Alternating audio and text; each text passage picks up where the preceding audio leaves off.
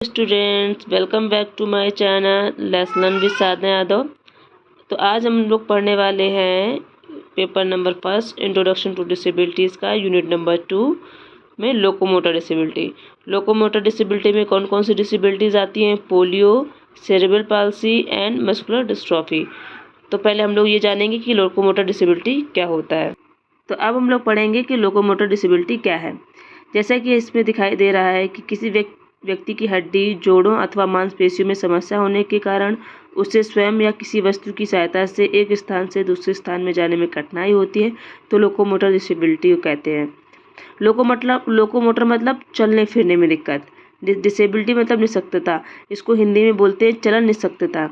तो इसमें क्या पता चला हमको कि हाथ पैर में फिजिकल लेवल पे एक ऐसी समस्या हो जाना जिसके कारण लोगों को बच्चों को इधर एक स्थान से दूसरे स्थान जाने में समस्या होने लगे या स्वयं के कार्य करने में समस्या हो, तो उसे लोकोमोटर डिसेबिलिटी बोलते हैं। अब लोकोमोटर डिसेबिलिटी के अंदर एक पहली थी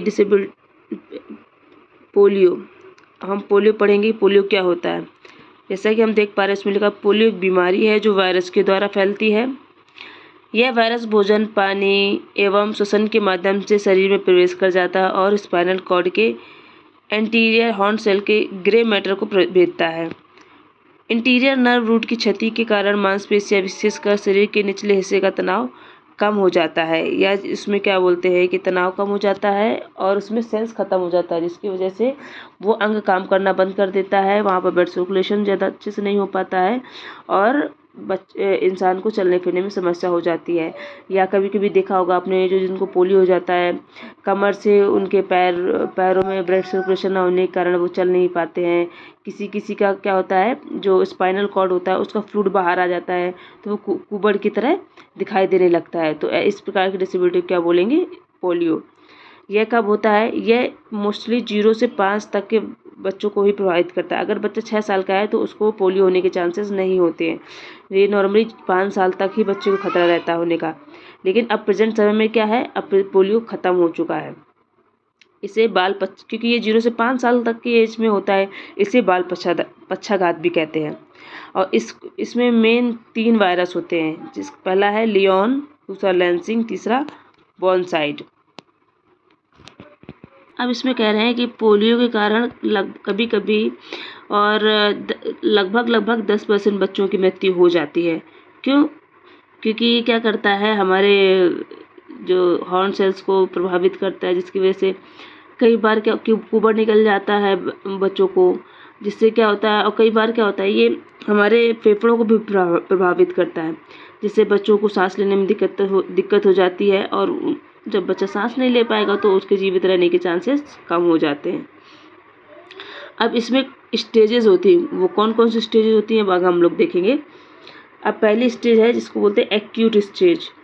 अब इसमें बोला है, जब वायरस शरीर में प्रवेश करता है तब इसका पहला लक्षण दिखाई देने का समय जो होता है, मतलब मान लीजिए कि आज वायरस हमारी बॉडी में प्रवेश किया है, एंटर किया है, तो 3 दिन से 30 दिन के अंदर जो वो होता है, वायरस जाके ट्रांसमिशन करता है, उसमें वो बढ़ना शुरू होता है, वो इफेक्ट डालना शुरू करता है हमें शरीर पे।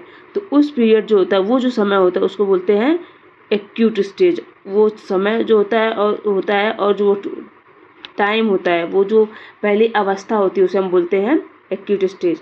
दूसरा होता है स्टेज ऑफ रिकवरी। फिर तीसरा होता है post polio residual palsy. Stage of recovery मतलब इस स्टेज में हम लोग क्या करते हैं, बच्चे का उपचार शुरू कर देते हैं, दवाइयाँ हैं, फिजियोथेरेपी वगैरह शुरू कर देते हैं। उसके बाद जब मान लीजिए रिकवरी दवाइयों से कोई खास फ़र्क नहीं मिला है, जो भी उसको उपचार हो पाया, उसके बाद आता है पोस्ट पोलियो रेसिडुअल पाल्सी। अब उसको पोलियो हो गया है, उस पोलियो की वजह से उसको जो भी कठिनाई होती है, जो भी उसको पैरालिसिस हो जाए, पाल्सी मतलब पैरालिसिस मतलब वो अंग काम करना बंद हो जाना, जिसकी वजह से उसको समस्याएं उत्पन्न हो जाती हैं। तो उसके बाद हम क्या करते हैं,